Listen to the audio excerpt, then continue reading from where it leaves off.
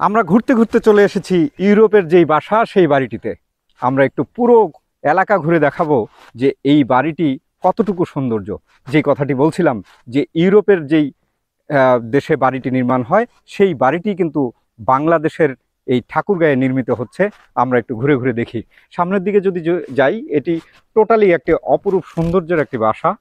সত্যিকার অর্থে নিজের চোখে না দেখলে আপনারা বুঝতেই পারবেন না। একটু ঘুরে ঘুরে দেখাই। মাত্র ৩ শতক জমির উপরে এই বাড়িটি নির্মাণ করা হচ্ছে, এটি আমরা জানতে পেরেছি।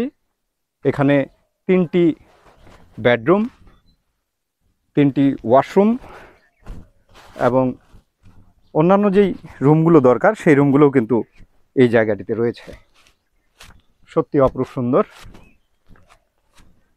বিস্তারিত আপনাদেরকে পরে আবারও জানাতে পারবো। এটি শুধুমাত্র আপনাদেরকে দেখানোর জন্য যে আসলে কেমন লাগছে।